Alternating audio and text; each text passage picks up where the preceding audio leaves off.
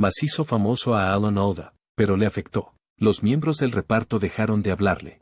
Uno de ellos incluso se enzarzó en una pelea física que paralizó la producción durante 3 días. Alda apareció en casi todas las escenas durante 11 años seguidos, luchando contra la enfermedad y el dolor. Llevo toda la vida queriendo ser tan buen escritor como sea posible, desde que tenía 8 años. Cuando me dijeron que me habían dado un Emmy por escribir esta serie, di una voltereta de camino al escenario para recogerlo. Nadie sabía que ocultaba un terrible secreto familiar. Cuando finalmente reveló su diagnóstico en 2018, los fans se sorprendieron. En realidad, la enfermedad ya había dado señales años antes, y hoy, Alan Alda atraviesa la fase más desgarradora de su vida. Alan Alda nació el 28 de enero de 1936 en Manhattan.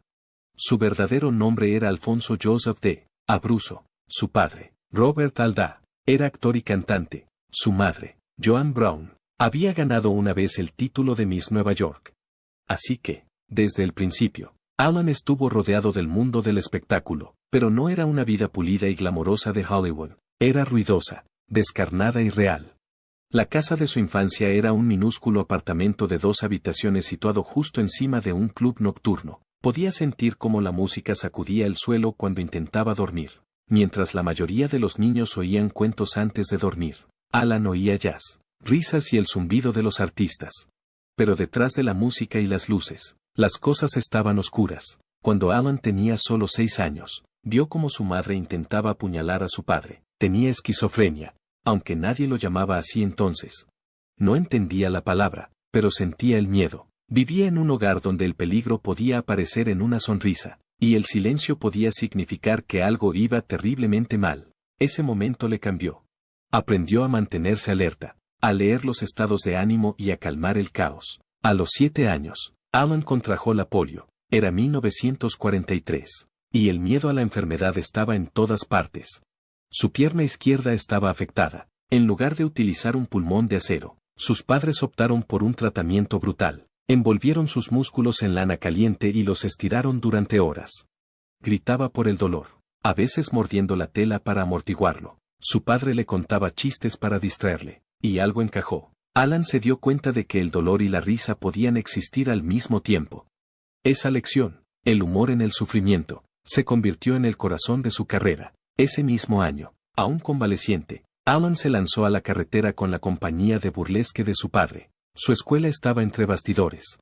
Sus compañeros eran bailarines, cómicos y músicos. Observaba cada movimiento, escuchaba cada chiste y lo absorbía todo como una esponja. Aprendió el tiempo, el ritmo y a retener al público. Cuando la mayoría de los niños estaban aprendiendo fracciones, Alan estaba aprendiendo a ser dueño de un escenario. Vio el mundo, su belleza y sus asperezas, desde los bastidores de los teatros de pequeñas ciudades de todo el país. En realidad, Alan se había subido a un escenario incluso antes. A los 6 meses, cuando se rompió un accesorio de teatro, su padre lo llevó al escenario como un bebé de verdad para un número cómico. Ese fue su debut. Actuó en 17 espectáculos antes de cumplir los 4 años. Para Alan, los aplausos eran normales. A los 3 años ya los esperaba después de cenar. Una vez preguntó a un amigo, ¿cuándo llega el público? Así de arraigada estaba la interpretación en él.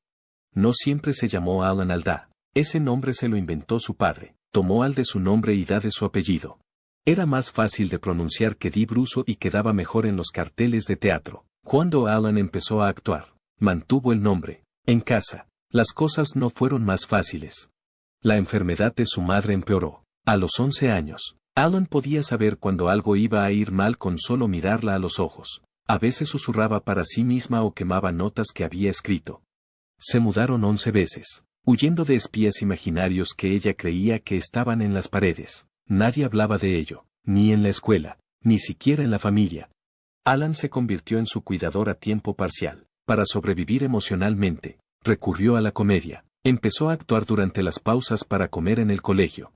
Llevaba un cuaderno con más de 70 chistes, cada uno etiquetado según la emoción que provocaba. Copiaba los guiones radiofónicos de Bob Hope y Jack Benny, línea por línea, tratando de entender cómo funcionaba la comedia. A los 13 años, mientras su madre estaba ingresada en un hospital, Alan construía personajes cómicos con voz y gestos propios. Cuando las cosas iban mal, no lloraba, actuaba. Una vez, Cuando su madre sufrió una crisis nerviosa en una obra del colegio, Alan intervino e hizo reír al público.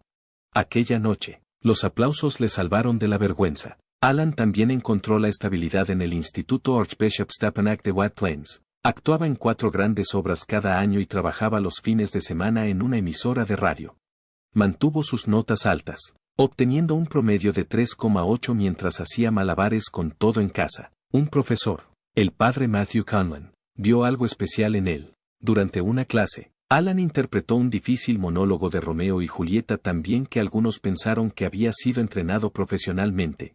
Pero todo era autodidacta. Llevaba toda la vida estudiando a las personas, el dolor y el momento oportuno. Alan Alda empezó sus estudios en la Universidad de Fordham a principios de los años 50. Pero su vida allí no era fácil. Tenía un insomnio tan grave que a veces le provocaba alucinaciones. Todo se remontaba al dolor y el estrés que padeció durante los tratamientos de la poliomielitis en la infancia. Pero en 1953, algo cambió. Encontró refugio en la emisora de radio del campus. Allí pasaba hasta 14 horas a la semana, aprendiendo todo lo que podía sobre radiodifusión. Se convirtió en su mundo. Las cosas estuvieron a punto de desmoronarse cuando se metió en problemas por desafiar a un político local, en directo, sobre la segregación, un movimiento audaz para la época. El canal estuvo a punto de echarle. Al mismo tiempo, se enteró de que su voz no era lo bastante potente para actuar. Un profesor le diagnosticó nódulos en las cuerdas vocales. Alda no se rindió. Empezó a hacer ejercicios vocales diarios. Incluso a leer a Shakespeare en voz alta mientras hacía gárgaras con agua salada. Se entrenó con la profesora de ópera Eleanor Stieber y poco a poco transformó su voz. En 1955, ganó el concurso de oratoria de los jesuitas, imponiéndose a 78 estudiantes con un encendido discurso sobre los derechos civiles. El rector de la universidad, que una vez le amenazó, se levantó y aplaudió. Ese mismo año, Alda se marchó a Europa. Su tercer año en el extranjero se convirtió en una cadena de desastres. En París le robaron todo, pasaporte, visado y dinero, para sobrevivir. Trabajó en negro, dando clases particulares a familias francesas ricas. 2 veces se inundó su pequeño apartamento, empapando todos sus apuntes. Tuvo que rehacer el trabajo de todo un semestre en solo 9 días. En Roma, actuó en una versión de Esperando a Godot, representada ilegalmente en el Foro Romano. La policía detuvo a todo el reparto en plena representación. Alda pasó 37 horas en la cárcel antes de que la Embajada de Estados Unidos lo sacara. Luego vino a Ámsterdam. Estaba trabajando con su padre en un especial de televisión cuando tuvo una reacción alérgica repentina al maquillaje del escenario. Solo 7 minutos antes de la emisión, entró en shock anafiláctico. No podía respirar. Aún así, subió al escenario y actuó durante 42 minutos mientras los médicos esperaban a un lado con adrenalina. Aquel momento aterrador le acompañó siempre. Más tarde abogó por una mayor protección de la salud de los actores, algo que le preocupó profundamente durante el resto de su carrera. En 1957 se alistó en el ejército. La mayoría de la gente piensa que tuvo una temporada aburrida, pero eso no es cierto. Documentos desclasificados en 2012 mostraron que trabajó en una unidad secreta de operaciones psicológicas llamada Proyecto Stargate. Sus habilidades teatrales se utilizaron para crear identidades falsas para las misiones de entrenamiento. Incluso aprendió a descifrar códigos de 100 a 27 palabras por minuto. El segundo más rápido de su grupo de 346. Una noche, se cargó accidentalmente balas reales durante un simulacro. 2 disparos le erraron por poco más de 20 centímetros. No tuvo ni idea hasta décadas después de que el ejército mantuvo su nombre en una lista de retirada hasta 1971, solo en caso de emergencia nacional. Su experiencia le ayudó a dar forma al médico sarcástico y que odia a la autoridad que más tarde interpretaría en M.A. Un año antes de su servicio militar, ocurrió algo inesperado. En 1956. Alda conoció a Arlene Weiss en una cena en Manhattan. Todo el mundo cuenta siempre la historia de que comieron tarta del suelo y se enamoraron. Pero hay algo más. Esa cena no fue al azar. Fue arreglada por Leonard Bernstein. Pensaba que ambos estaban intelectualmente emparejados. La fiesta era en el apartamento de Vladimir Ashkenazy, el pianista ruso. La noche empezó mal. Alda insultó la investigación de Arlene. Ella calificó sus sueños de actuación de narcisistas. Las cosas estaban tensas. Entonces, durante un debate sobre Jean-Paul Sartre, Arlene volcó un pastel de ron. Ambos se agacharon, se rieron y empezaron a comérselo del suelo. Ese fue el punto de inflexión. Su risa duró 27 segundos. Él nunca la olvidó. Se casaron el 15 de marzo de 1957. Pero incluso ese día estuvo a punto de venirse abajo. Arlene había sido operada de urgencia de una muela del juicio infectada apenas 2 días antes. Su cara estaba hinchada en todas las fotos. La capilla que habían reservado se inundó la noche anterior. Acabaron casándose en el apartamento del compositor Richard Rodgers. 90 minutos antes de la ceremonia, sus anillos desaparecieron. El primo de 4 años de Alan se los había embolsado. Su certificado de matrimonio tenía una errata, blancos en lugar de vicio, y no se dieron cuenta en 25 años. Nada de esto importaba. Permanecieron juntos 66 años y criaron a 3 hijas. A pesar de que los médicos habían advertido a Arlene que no se quedara embarazada debido a su afección cardíaca. En 1962, Alda rechazó un importante papel en Broadway porque le habría mantenido alejado mientras Arlene estaba embarazada de su segundo hijo. Esa decisión lo marcó todo. La familia siempre fue lo primero. La carrera de Alda como actor avanzaba lentamente. En 1959 debutó en Broadway con Only in America, pero los críticos no dejaban de compararle con su famoso padre, Robert Alda. La gente incluso lo llamaba el niño de Robert Alda. Un director dijo, tiene el aspecto de su padre, pero no la presencia. Ese comentario le persiguió. Entre 1960 y 1962, rechazó 3 papeles porque le recordaban a los que había interpretado su padre. En un momento dado, incluso se planteó dejar de actuar para trabajar en publicidad, pero en 1966, las cosas empezaron a cambiar. Alda protagonizó The Apple Tree, un musical en el que tenía que interpretar a 3 personajes completamente distintos. Tuvo bronquitis todo el tiempo, pero aún así acudía a ensayar todas las mañanas, a menudo después de sesiones de hidroterapia para la garganta. Estuvo enfermo con fiebre la noche del estreno, pero actuó igualmente. Fue nominado al Tony. Al año siguiente, protagonizó The Owl and the Pussycat con Diana Sands, en una de las primeras parejas románticas interraciales de Broadway. Algunos espectadores enviaron cartas de odio, 47 en total, pero Alda interpretó un monólogo de 6 minutos con 17 cambios emocionales.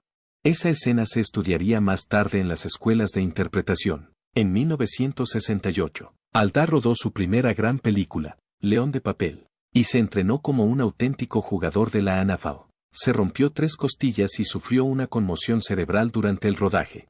En una ocasión, quedó inconsciente durante 4 minutos ante el público de un estadio, pero siguió actuando una vez que recobró el conocimiento. Luego llegó el Vals de Mepisto en 1971, una espeluznante película sobre la posesión de un cuerpo. Alda practicó piano 6 horas al día durante 4 meses. Solo para descubrir que usaban un doble de mano para los primeros planos. También ocurrían cosas raras en ese plató. Las luces parpadeaban, el estudio estaba extrañamente frío, y las cámaras seguían funcionando mal. Alda nunca habló públicamente de ese rodaje durante casi 20 años. Aún así, los rechazos siguieron llegando. Entre 1962 y 1971, fue rechazado para 32 papeles televisivos. Incluso llegó a la ronda final de The Man from U. Antes de ser cortado, la cadena dijo que no era lo suficientemente peligroso. Estaba arruinado y tenía que pedir dinero prestado para pagar el alquiler. En 1967, un piloto que rodó, We Get By, tuvo una buena acogida entre el público, pero fue archivado. El contrato le impidió trabajar durante 18 meses. En 1972, hacía teatro con cena en Pensilvania por $175 a la semana, viviendo de la mantequilla de cacahuete y compartiendo habitación con otros 4 actores. Se dio un plazo. Si no pasaba nada en septiembre, lo dejaría y se haría profesor. No, cada uno tiene su propio placer. Actuar tiene un éxtasis que cuando va bien, estás flotando en el aire. Sí, así que es una sensación realmente increíble. Luego llegó más. Alda estuvo a punto de perderse la audición. Estaba rodando La Casa de Cristal en Utah y tenía que llegar a Los Ángeles esa misma noche. Su agente fletó un avión, pero el piloto enfermó. Tuvieron que aterrizar temprano en Nevada. Alda alquiló un coche, dejó como garantía el reloj de bolsillo de su abuelo y condujo 270 millas a gran velocidad. Llegó al estudio a las 9:17 p.m., todavía maquillado. El director de casting estaba a punto de irse. Alda entró sin preparación y ofreció una actuación cruda que le valió el papel. pero Aldá no aceptó de inmediato. Pidió tiempo libre cada 4 fines de semana para ver a su familia en Nueva Jersey. El estudio se negó. Se mantuvo firme. Finalmente, aceptaron, pero solo si él mismo pagaba los vuelos. Acabó costándole $187,000 en el transcurso del espectáculo. Nunca lo mencionó públicamente hasta décadas después. Alan Alda no solo interpretaba a Hawk Pierce, sino que lo vivía. Durante 11 años seguidos, Alda apareció en casi todas las escenas de más. De los 256 episodios, solo faltó a unos pocos. Soportó la enfermedad, la fatiga y el agotamiento. En 1978, rodó un episodio completo mientras luchaba contra una gripe intestinal y una fiebre de 39 grados. Un médico permaneció fuera de cámara todo el tiempo, listo para intervenir. En 1979, las cosas se pusieron aún más intensas. De lunes a miércoles, actuaba. Los jueves, dirigía. Los viernes, escribía. Cada día, memorizaba hasta 30 páginas de líneas. Ese mismo año, se desmayó de agotamiento en el rodaje. Sin decírselo, el equipo contrató a un doble para las tomas largas. Cuando Alda se enteró, exigió que se volviera a rodar todo. Y lo hicieron, pero Alda no solo actuaba, quería más control, así que lo tomó. Escribió su primer episodio en 1975 y se convirtió rápidamente en el motor creativo de la serie. Cuando el guionista Larry Gelbart se marchó, Alda ocupó su lugar. Los archivos del estudio demostraron más tarde que, en la sexta temporada, Alda había reescrito en secreto más de la mitad de los diálogos de episodios que ni siquiera había escrito. Se hizo famoso por hacer toma tras toma. Una escena con un radar le llevó 47 intentos, y tenía poder. Tener a toda esa gente a un lado mientras interpretas una escena para la cámara era como tener a todo el público entre bastidores. A partir de la quinta temporada, Alda tenía una cláusula contractual que le permitía eliminar cualquier guión que no se ajustara al mensaje de la serie. Debido a eso, 14 episodios completos nunca se emitieron. En la novena temporada, la CBS tenía que hablar directamente con Alda para cualquier decisión creativa, aunque públicamente actuaban como si fuera un simple miembro del reparto.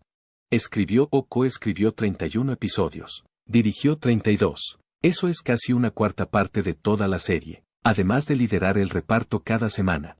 Los premios siguieron. Ganó un Emmy por interpretación, guión y dirección, todo el mismo año y por la misma serie. Era 1979, y nunca había sucedido antes. Incluso arriesgó su carrera para que se emitiera un episodio sobre el sexismo. La CBS no quería emitirlo, pero Alda amenazó con dimitir. Se echaron atrás. En 1982 ganó por fin su último Emmy de interpretación por M.A. Tras un episodio brutal en el que sufrió quemaduras reales en los brazos por negarse a utilizar un doble, pero detrás de las cámaras, las cosas no iban tan bien. Wayne Rogers, Trape John, renunció después de la tercera temporada. Su contrato, desvelado en 2019, mostraba que Alda se quedaba con el 80% de sus escenas compartidas era una de las principales razones. En la sexta temporada, Harry Morgan tuvo una pelea física con Alda, después de descubrir que Alda reescribió una de sus escenas emocionales. El plató estuvo cerrado 3 días. Loretta Swit estuvo a punto de irse después de que Alda la dirigiera en una polémica escena de ducha. Con el tiempo, incluso los almuerzos en el set se dividieron. Los que apoyaban a Alda se sentaban en una mesa, los otros en otra. Alda también escribió el episodio final, lo dirigió, y mantuvo el guión en secreto hasta pocos días antes del rodaje. De esa manera, las lágrimas del elenco serían reales. Funcionó, pero no todo el mundo le perdonó. David Ogden Stiers estaba tan disgustado que no habló con Alda durante 6 meses. El famoso mensaje de despedida visto desde el helicóptero fue la tercera idea de Alda. Los 2 primeros fueron rechazados por la CBS por ser demasiado políticos, y de alguna manera, durante todo esto, también estaba escribiendo películas. Una fue La seducción de Joe Tannen. Lo escribió en medio de más, a veces garabateando notas a las 3 a.m. Le valió una nominación al sindicato de guionistas y recaudó casi $20 millones. Durante el rodaje, reescribió casi la mitad del guión. Se peleó con el director y convenció a Meryl Streep para que aceptara el papel después de que ella dijera que no 7 veces. Luego llegó su debut como director. Las 4 estaciones. Los estudios no creían en ella. Planearon un estreno pequeño, pero se convirtió en un éxito, recaudando más de $50 millones. Aldá insistió en rodar verdaderos cambios de estación a lo largo de 13 meses, añadiendo más de $1 millón al presupuesto. Cuando Carol Burnett enfermó de neumonía, Aldá se negó a sustituirla y reescribió 31 escenas en su lugar. Rodó la mayor parte de la película mientras sufría ataques de vesícula y ocultaba el dolor. En 1992, volvió a conmocionar a Hollywood. Interpretó a un psiquiatra sádico en Susurros en la oscuridad. Era lo opuesto a su imagen de más. Para prepararse, dio sesiones de terapia reales e incluso entrevistó a 2 asesinos convictos. Adelgazó 27 kilos. Trabajó con un zoólogo y entrenó su voz para sonar tranquilo pero escalofriante. El papel fue tan intenso que afectó a su matrimonio y le provocó pesadillas. Pero funcionó. El público se turbó y la crítica le alabó por romper con su imagen. Alan Alda era conocido desde hacía décadas. Pero a principios de la década de 2000, las cosas se calmaron. La fama que siguió a más empezó a desvanecerse. Entonces, en 2004, algo cambió. Se incorporó al ala oeste, un drama político ya conocido por su aguda escritura y sus fuertes personajes. Alda interpretó al senador Arnold Denick, un republicano de California. El papel supuso un gran cambio para él. En la vida real, era liberal. Claro, Denick era un conservador al que no le gustaban las dádivas de las empresas ni la influencia de los grupos religiosos en la política. No solo apareció 1 o 2 veces. Alda apareció en 28 episodios. Su primera aparición fue en el episodio 8 de la temporada 6, y en el episodio 13, su nombre aparecía en los créditos iniciales. Eso por sí solo dice mucho. No era solo un invitado, volvió a ser un actor importante. La serie terminó con su personaje convertido en secretario de Estado, una conclusión poderosa y respetuosa. Recordó a la industria que Alan Alda aún tenía algo importante que ofrecer. Luego llegaron los Emmy. En 2006, a los 70 años, Alda ganó su 6º Emmy, esta vez al mejor actor de reparto en una serie dramática. La victoria se produjo 24 años después de su último Emmy, en 1982. Se impuso a grandes nombres: Gregory Itzin, William Shatner, Oliver Platt y Michael Imperioli. Ese momento demostró al mundo que Alda seguía siendo una fuerza en la televisión, incluso décadas después de sus días de comedia. Ese mismo año, ocurrió algo más. Alda recibió su primera nominación al Oscar. Tenía 68 años. La película era El Aviador, e interpretó al senador Ralph Owen Brewster, un turbio político que quería acabar con Howard Hughes. El papel era más oscuro que cualquier cosa que Alda hubiera hecho antes. Al principio, Leonardo DiCaprio no creía que Alda pudiera conseguirlo, pensó que era demasiado agradable. Pero después de ver trabajar a Alda, incluso DiCaprio admitió que estaba equivocado. La nominación no se convirtió en victoria, Morgan Freeman se llevó el Oscar. Pero volvió a meter a Alda en las conversaciones serias de Hollywood, ya no era solo el tipo de más. Lo que sucedió después demostró que no era un regreso de una sola vez. Alda siguió consiguiendo papeles importantes. En 30 Rock, interpretó a Milton Green, el padre de Jack Donaghy. Era divertido y sincero. Y le valió otra nominación a los Emmy. De 2011 a 2013, apareció en The Big C. Luego, a los 79 años, interpretó a un cerebro criminal en The Blacklist y obtuvo otra nominación al Emmy. Ni siquiera a sus 80 años bajó el ritmo. De 2018 a 2020, Alda apareció en Red Donovan. Interpretó a un hombre enredado en los sucios secretos de Hollywood. A los 86 años, seguía trabajando. Incluso regresó para Red Donovan, la película, en 2022. A pesar de que en 2015 le diagnosticaron Parkinson, siguió actuando, y no ocultó la enfermedad. Sus temblores eran visibles en Historia de un matrimonio y otras actuaciones, pero a Alda no le importaba. Creía que mostrarlo ayudaba a normalizar la afección. En 2016, asumió un gran riesgo. Se unió a Horace and Pete, una extraña y cruda serie web creada por Louis C. No había anuncios, ni notas de prensa, solo episodios subidos tranquilamente a internet. Alda interpretaba al tío Pete, un viejo camarero amargado. Fue uno de sus papeles más oscuros, pero a los críticos les encantó. Lo calificaron como su mejor trabajo en años. Incluso cuando la controversia golpeó a Louis C. Alda respondió con honestidad.